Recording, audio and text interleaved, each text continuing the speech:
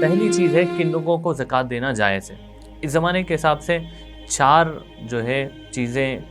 لوگ ایسے ہیں جن کو زکوٰۃ آپ دے سکتے ہیں۔ پہلے فقیر کہتے ہیں شریعت کے اندر کہ ایسا آدمی جو نصاب کا مالک نہیں ہے، یعنی اتنا سونا، اتنا چاندی، اتنا مال تجارت نہیں ہے کہ اس کے اوپر زکوٰۃ فرض ہے، اور اس کے پاس ضرورت کا سامان تو ہے لیکن ضرورت سے ایکسٹرا کوئی سامان نہیں ہے، اس کے پاس ایکسٹرا سامان اتنا نہیں ہے کہ وہ نصاب کو پہنچے، تو ایسے بندے کو شریعت کی نگاہ میں فقیر کہتے ہیں، اس کو آپ زکوٰۃ دے سکتے ہیں۔ تو پہلا مصرف ہے فقیر، جن کو آپ زکوٰۃ دے سکتے ہیں۔ دوسرے جس کو آپ زکوٰۃ دے سکتے ہیں مسکین ایسا بندہ جس کے پاس کچھ بھی نہیں ہے، ضرورت سے بڑھ کے ایکسٹرا ضرورت کا کچھ بھی نہیں ہے، اس کو مسکین کہتے ہیں، تو اس کو بھی آپ زکوٰۃ دے سکتے ہیں۔ تیسرا بندہ قرضدار، اس کے پاس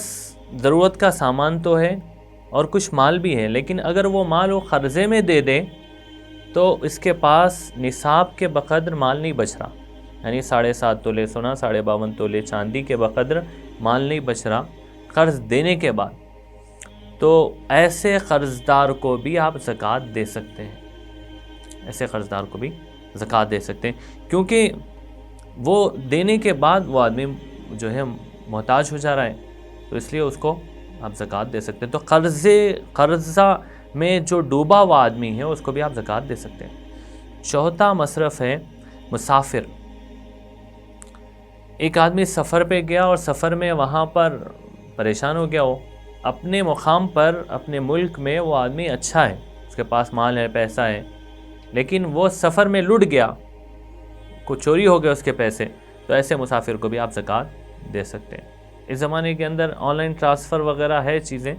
لیکن پہلے تو بہت مشکل تھا، سفر میں کوئی آدمی پریشان ہو جاتا، آج بھی اگر کوئی سفر میں پریشان ہو گیا تو اس کو آپ زکوٰۃ دے سکتے ہیں۔ تو یہ 4 مصرف ہے جو زمانے کے اندر آسانی کے ساتھ آپ ان لوگوں کو آپ زکوٰۃ دے سکتے ہیں۔